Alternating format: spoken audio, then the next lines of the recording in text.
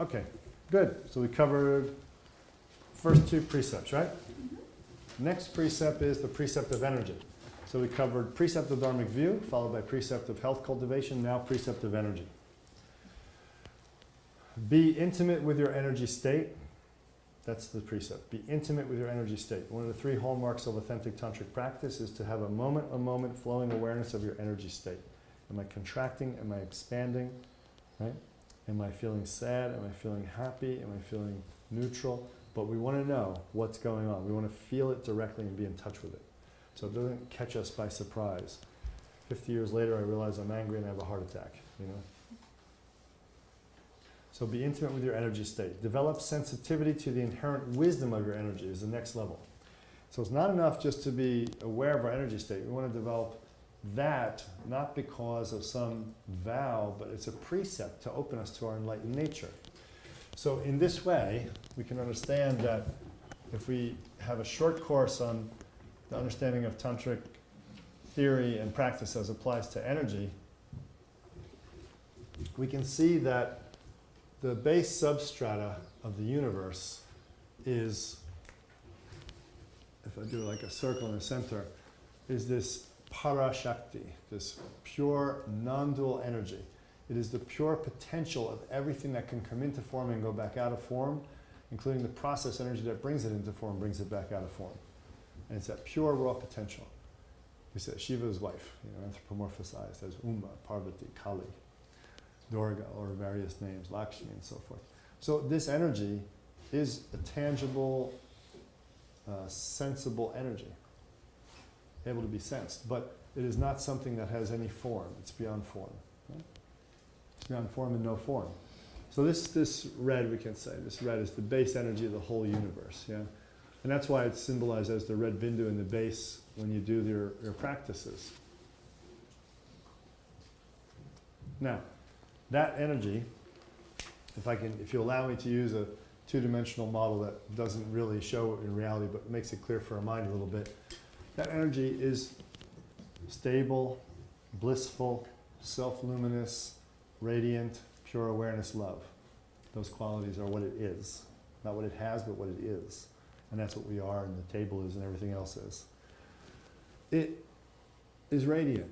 So by its very nature, it shoots off these rays, infinite rays in infinite directions, infinite times and spaces, producing infinite beings and so on. These rays are pure virtues. So first, these energies come out as virtues. And then through the miracle of self-limitation, human beings have the possibility and the freedom, svatantriya, to limit themselves. Let's make that circle the circle of limitation. Because it's never 100%. You always can put some holes in it here, or else essence could never shine through. So we limit ourselves. See that? We limit ourselves. We don't experience this essential energy which is constantly pulsing virtues out in our experience all the time because of the blue line can be seen as our karmic limitations. The Navamala, which is the limitation that comes from grace itself so that the whole world can come into being. But the Maya Mala is the limitation that we put on our own feeling, limiting our own energy experience, our own feeling. And the Karma Mala, our own actions that flow out from that. Everything we're working with precept class today is to try to address the Karma Mala, the root impurity of our conduct that goes against our own nature. So what happens is when this energy hits this blue field of our karmas, if we're not an awake, aware being, you know, it'll what? It'll change as it comes through into an anti-virtue.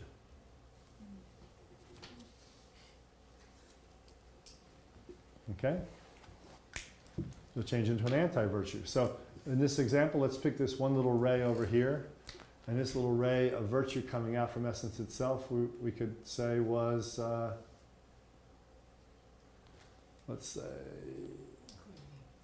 generosity. Here is generosity. Okay? One virtuous ray of our own essence is generosity. It's constantly coming out, constantly pouring out of us. But based on time and space and where we are in the universe and what's happening in the universe, any number of these come out in permutations and combinations in that moment. They fade in the background while the other one comes to the foreground, but they're always available. Let's say I'm in a situation where generosity could come out. Generosity of my feeling for someone. I pull up to the toll collector on the highway, and they go, "Give me the money. Give me the money." They've been doing this all day and they've had it, you know? And instead of me being generous, I come up to my karmic field, Kurukshetra, the field of action in the world, and I say, "Man, you got some attitude. Why don't you lighten up? What the hell? We all had a bad day, you bastard." You know, and I go like this. So instead of generosity, what's the anti-virtue that comes out? Cruelty or being stingy on my energy. Right? So I'm being stingy with my love, not generous. Right? So I'm being stingy. Anti-virtue of stingy. Is that stingy or stingy? I put an E in just to be safe. So I'd be not as free with it, not as generous, you see? This is how it works. Now, this precept we said here, if we read it again, because there's a lot in here, you should study this stuff actually, don't just file it away. Precept of energy, be intimate with your energy state. First level order of business, be intimate with your energy state. Second, develop sensitivity to the inherent wisdom of your energy. Develop sensitivity to the inherent wisdom of your energy. Well, the inherent wisdom here is that, look, this virtue, anti-virtue energy, now we'll look, I'm going to put this red line right behind it, is actually what? Just a disguise of the virtue energy. If I really listen to the anti-virtue energy, I might hear the virtue. I might be able to surf, we call it surf the dualistic energy of the anti-virtue. It might just do this. It might just go through a process of return. See that? It could possibly, with my consciousness, my awareness, it could possibly just turn and go back in and follow back to the source, back to Parashakti. Parashakti, right? I could listen to it. So there's inherent wisdom in our energy, even in the limited energy. There's a nugget of gold there waiting to be discovered that teaches us about ourselves. We call that the Vidya Shakti. Vidya Shakti. Vidya, wisdom. Shakti, power. The power of wisdom. Wisdom power. Wisdom energy. So inside the anti-virtues, we would say, you know, all the negative aspects of humanity are anti-virtues. We can uncover. It can lead us back to our virtuous energy. Try not to do a correlation thing, a one-to-one correlation. Right? We do that too much in our system. Anger is clarity, you know. Cruelty is compassion. Greed is generosity. We do this kind of thing. And it becomes just like a bumper sticker in your brain instead of really working with it. Instead, catch yourself in the anti-virtue mode and relax. It's the very first thing important. Recognize and relax that energy. And then let it slingshot you back to source. That arising energy of anti-virtue comes from essence, and you just sort of hook onto it. And as it slams back into essence and becomes one with Parashakti again, you go with it. You meaning your essence nature as well. Awakening. And you awaken to the inherent nature of that virtue and its source. This is Vidya Shakti practice in Tantra. Very powerful. Very powerful.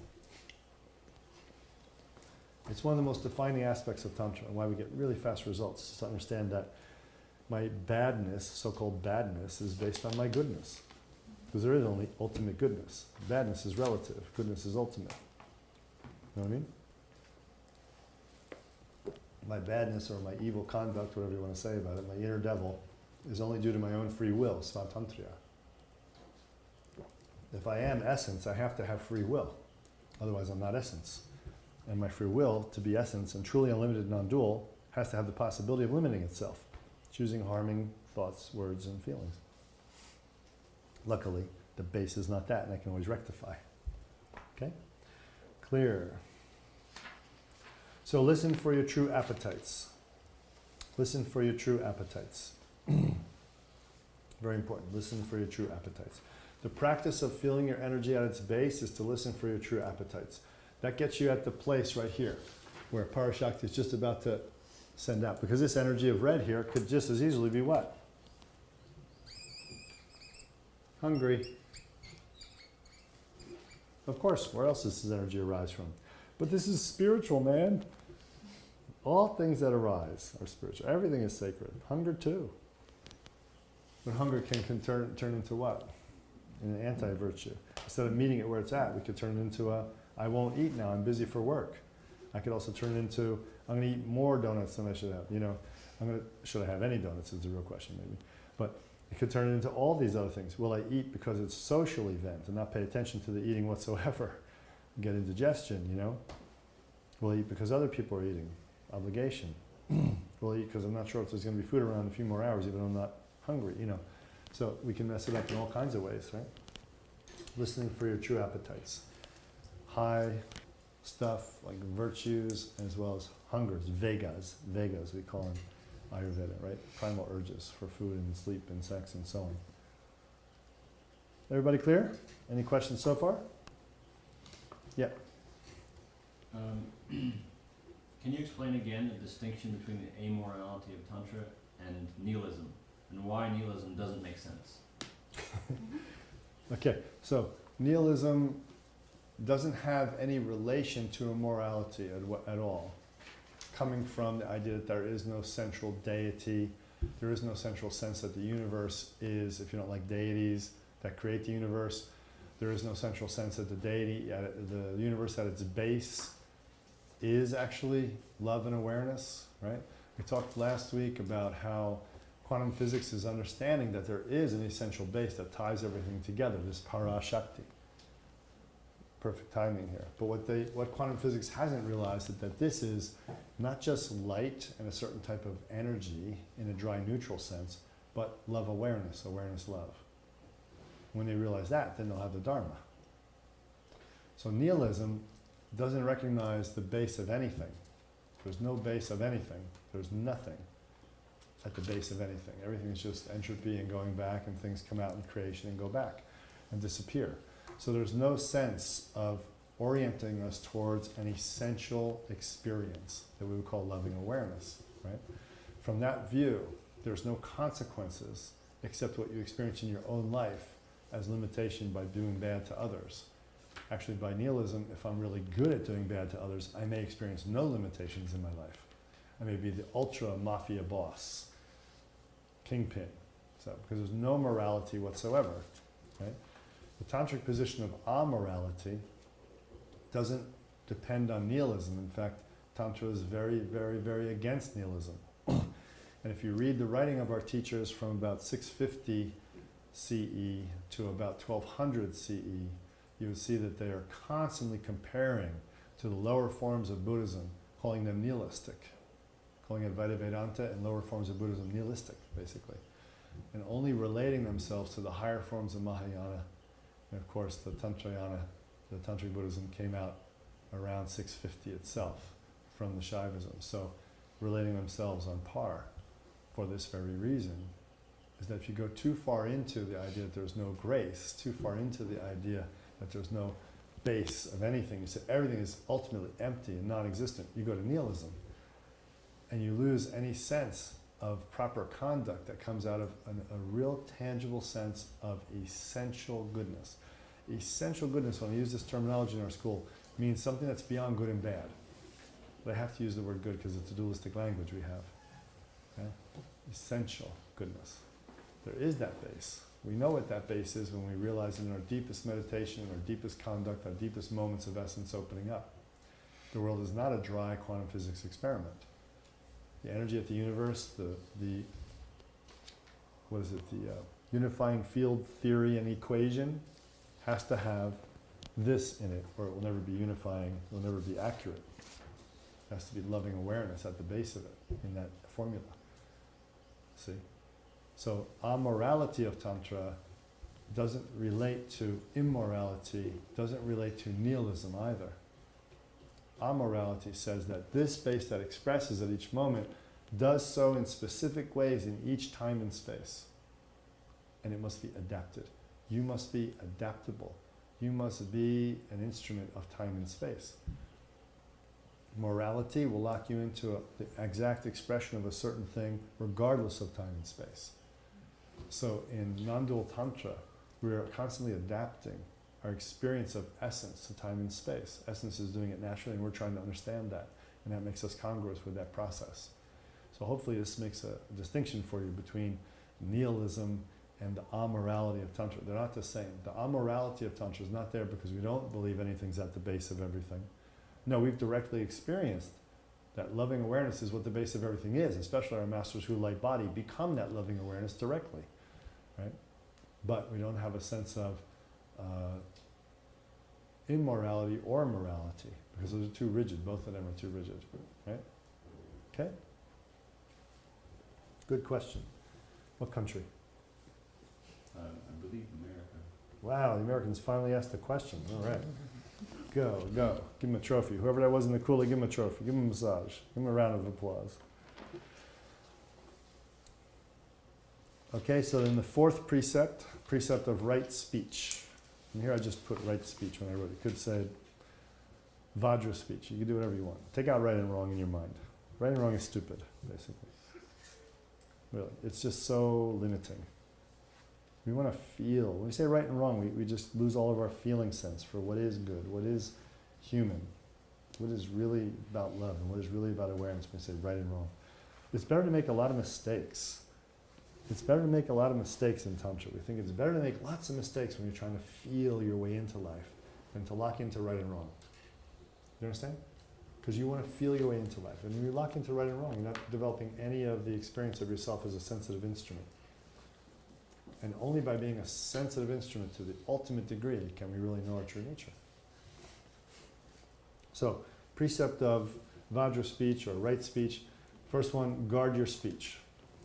Like I told you the other days, I used to wear a tongue ring, right? This thing over my tongue. And if I went to speak, I had to take it off to make sure I was going to think of what I was going to say before I said it. So I just didn't come right at somebody with vitriol and nastiness, because I'm really prone to New York gutter attacks on people with my language. So that was my bad karma, right? So I had to wear this tongue ring to make it be so sweet and lovely. Some would say I haven't succeeded yet. So the first thing about guarding your speech. So this is a tantric practice called guarding your speech. The first thing is speak less. Assess the need for speech. I'm very overwhelmed constantly with, or in awe of, how much people speak and how little they say. You know, it's quite amazing how much people speak and how little they say. And how much people repeat the same thing they said 3 or 4 times in a row or something. It's just amazing when you listen. So, speak less is a really good precept to start with right away. Just speak less. So, on guarding your speech, speaking less, assess the need for speech. Second part of this is speak beneficially, sweetly, kindly, and truthfully. What you say should always be premeditated until it's spontaneous to be beneficial. And some teachers like Swamiji or Chogyam or something, you're not really sure how it's beneficial. The sweet, loving hippie guy comes up offering his flower to Swamiji, talking about love, and Swamiji says, "Sit down, you don't know the first thing about love," and just begins to like cut him a new butthole for the next half hour. The guy's reduced to a mass of sniveling tears and mucus running out of his nose, you know. Didn't sound so sweet at the time, it was kind of nasty, but it got the effect. So that's our gurus. We shouldn't speak like that. They might be using it as some type of tool. We should focus on beneficial speech. And one way my teachers taught me is, how can I bring out the best in others when I speak? What is the way I can bring out the best in others every time I speak? This is a beautiful way to think about speaking.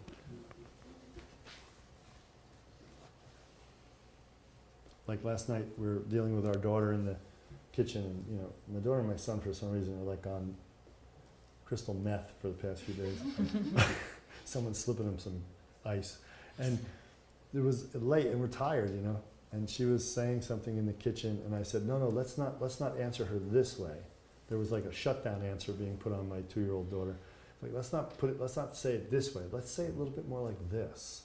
So she gets the essential message really clearly, but it doesn't shut down into a right and wrong, good and bad kind of mode. Short and sweet, really sweet, just get it to open another way. This is what we need to do. But not just with children, with everybody, as much as we can. So assess your need for speech, speak beneficially, sweetly, kindly, and truthfully whenever possible. Next, do not discuss people who are not present. This is a really powerful one. Do not discuss people who are not present. Do not think or speculate about others. And I got this from two places. One, it was from my contact with all the Native Americans I studied with and Polynesians. You just don't talk about people if they're not there. But I said, but I like to say nice things about my friends and talk about how great they are in this or that or whatever, you know. So we made a little bit of a caveat. So if you want to say nice things about people, purely with the intention of really lauding them in a wonderful way, okay, this is okay. But you don't do it as a setup to say something bad. But you know, even though they're great at this, you know how they do that? No, that's not like icing and on the shit cake. You got to just tell it how it is. So you just keep it nice, basically. And it's really, think about not discussing people who are not present. There's another idea about this that, let's say three of us are here and we're discussing this guy, right? And we're discussing that you never met him yet. Whatever I say to you is preformed your experience of him. It's already in there and conditioned how you're going to meet that person. Now, if you're a really open-minded person, maybe the real him will be able to get through to you, the real you, you know. But if not, you're already preconditioned on how that person will be and what they are and so forth. This is considered to be a very, very, very bad thing to do in a lot of the old Dharma traditions, you know. Let people meet each other without preempting the whole thing, you know, prefacing it. So don't think or speculate about others. The deeper aspect of this one is don't think about others. Don't, why do they do that? What's wrong with them? How do they do that? Just take your mind off others. 2 is it'll be impossible, but try your best. 2 in the Enneagram, you're other referented, you know, that's just your whole way of life. Other referenting, other referenting. Don't. Okay? Any questions on that one? Speak soberly is the 4th part. 7s like me have to watch this. Do not exaggerate, do not get hyperbolic, do not speak with strong emotion, or use exclamatory speech. So guard against enthusiastic, inspired speech, as it often leads to, we have a little list of sequelae here, it often leads to 1, depletion of your energy. When you emotionally get facilitated and it flows out of you, that goes out into the universe. You don't keep that. That's gone. That's your life force prana. Meh.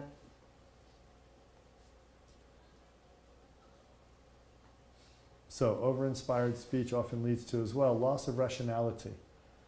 You can lose your rationale. You can start to believe your own hype that you're putting out about a situation. And lose your sobriety, basically. Lose your stability, your basic sanity. Can lead to overcommitment. Overcommitment, breaking one's word until it's meaningless. Yeah, that's awesome. That's great, I'll be there Friday. XYZ generation. Baby boomer, XYZ. Progressively from the baby boomers after that, X, Y, and progressively towards Z, they have no ability to fulfill their word as a generation. They don't even expect it to be fulfilled. It's now, I find out this from my Z generation students, when you say, yeah, I'll be there Friday, that doesn't mean you're going to be there Friday. Really? Why do you say it then? Well, it's just how we talk, man. So how do you all know what you're going to do? Well, we don't. You have to reconfirm like 50 times. You're like, well, that's efficient, isn't it? So you can't trust any XYZ generation person when they say something, basically. Right? This is a long slide. We've seen this, a long slide, right? Why do you think contracts and lawyers were necessary? Right? And if they go to ancient Europe and they go to the Slav religion of Scandinavia, nobody needed contracts, nobody needed anything. Because you just did, you know, in Germania and Scandinavia, you just did what you said. It was a very big thing to live by your word. The whole marriage ring thing, wedding ring thing, that all came from Scandinavia. That was a vow ring. You made a vow and you'd wear a ring. Sometimes an arm ring, sometimes a finger ring, but you'd go to the jeweler and they'd make you a ring to show that you have this vow. Living and dying by your word was a big thing, huge thing, right? When that went out, people started screwing each other right and left, where the means were justifying the ends in their minds, Christian invasion of Northern Europe and the 30-year war and so on, then it became lawyers and contracts. Of course, it started long before that, lawyers and contracts. It started way back in England, but lawyers and contracts, because people couldn't keep their word. roll fast forward a bit more to Native America, and you have the new American formed government, the colonies break away, make a government, and make treaties with the Indians and don't keep one of them. Not one. Australia makes treaties with the Aboriginals and didn't keep any of them. Actually didn't make very many. Wow, we can't even keep our word when it's written down and we all agree on it. And when there's consequences for it. See how far we've gone from actual tantric speech? Now as you go farther up the stages of view through the 12 stages, what you say carries more and more weight. So you have to be very careful not to commit to things unless you really know you're going to follow through. Because you really do pay the karmic consequences. Understand? Yeah? So that's a biggie. So this one has subcategories under it, right? Overcommitment. Don't overcommit. Even on small things. Why would you tell someone you'll be at their party Friday when you have no intention? When you haven't checked your schedule? Take a pause. Take your tongue ring off and go, oh yeah, let me check my schedule. Maybe I can make it. Okay. Right? The next one is, do not discuss spiritual experiences. This is all in guarding your speech. These are very, very important sub-cues that we have in Tantra. Don't discuss your spiritual experiences or your practice with anyone but your teacher or a Dharma partner, which is someone that you have a partnership with going through the practices with, so you can share notes and can use your energy together to lift each other when you're down and so on, and make it together. Or in the context of a learning environment when the teacher's asking questions and you can answer, right? This is very important for many, many reasons. I'm sure you can figure it out, right? The more you talk about your experiences, your spiritual experiences, the more you conceptualize them and take them away from being moments of grace or adaptation that can really bring out the greatest thing in you. So don't conceptualize the spiritual experiences. The key here is to not conceptualize them and not to turn steps into stops. That's the main thing, right? Of course, having pride about them is really ridiculous. So if you talk about your spiritual experiences just to wow others, then you're really lost. We won't even bother talking about that one. Refrain from speculative speech. So Suki, you had a question mark down here. You probably didn't know that word speculative, right? So it means that, now you know? Okay. So refrain from speculative speech. Yeah, look how she's feeling. Look how she's acting. Look at that. You're watching somebody. They must be feeling blah, blah, blah. I wonder if it comes from yesterday when they were blah, blah, blah. Blah, blah, blah. This is all speculation because you don't know. Don't put it out. Don't put it into the field. Let things just be as they are and just self-regulate. And just relax and go back to essence. We keep things stirring up when we speculate. You know, that people love that one. I know why they're doing it. You know, there's this whole thing going on. It's amazing. No one has a clue. Related question. Yeah. If you premeditate how to bring out the best in others through your speech, isn't that a form of speculating? There's always one, isn't there? Oh, you got me. No. So, so to answer it nicely now, our minds are conditioned, and they're conditioned towards all the negative, usually by our society and our fears and so on. We have to recondition towards the positive, towards the dharmic. Reconditioning towards the dharmic in speech, as well as every other aspect or capacity of being human, allows the openness for us to allow the essence to actually naturally self-manifest and be recognized in that moment of arising. That's why, yes, it's not a form of conceptualizing that's negative. Okay. Now, where are we? Do not commit verbally without honest assessment of your ability to follow through. Okay, we kind of covered that already, right?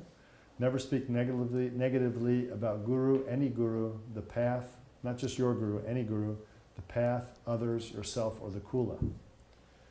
This is big stuff. It was called gossip in the ancient days, tantric gossip, because if your teacher in your kula is the representation of essence for all of you to benefit from as that mirror essence of your own essence, if you speak negatively, it's not like God's going to shoot a thunderbolt at you. It's that you diminish yourself and, more importantly, everybody else's experience of that mirror able to receive that transmission. And this is the main American attribute when it comes to gurus or acharyas or lamas, whatever, and their kulas, sanghas, community groups, whatever you want to call them. The main attribute you see in Americans is witch hunts. They love a witch hunt. They're looking for the perfect savior, Because they come out of Jesus training. Americans come out of Jesus training. They're looking for a perfect mythologized Jesus. And when the teacher shows any flaw of being human, they run them up a flagpole, you know? So, because they see it as a flaw. And this is actually one of the fixations of the 6 realms, to project a sense of external material world perfection onto the guru is one of the biggest mistakes you can make. Zen teacher, guru, whatever. That's not what you're looking for. What if your guru's playing guitar and they flub the note? Oh my God, they didn't play perfectly. God doesn't shine through their fingers on the guitar or fretboard. You know, it's insane. And then what about a big thing? Have a car accident? Or what about something else? You know, anything. You're missing the whole point. When you're with that person, if the essence resonates, if it all opens up for you, and that's where you start to know your true nature, that's your teacher. That's the guru-ness being shared and experienced. Guru tattva means the essence level. So the teacher is supposed to be the one where that happens for us. Yeah, coming together, it opens up and I feel this amazing opening and I'm learning about myself in ways that are just amazing that I don't get from buying groceries or with the cash register person or something. Not that you diminish other beings at all. This just says that you're recognizing an essential karmic relationship that's there that isn't in other places. So to diminish that by speculation, by gossip, you know, if you don't know your own Kula mate's motives for things, you can trust me, you don't know your teacher's motive for things. You have no idea what that kind of motive is. Until we're working from stage 7 and up in a 12-stage view, we have a very different view on our teacher. We're in duality, and they're basically in non-duality.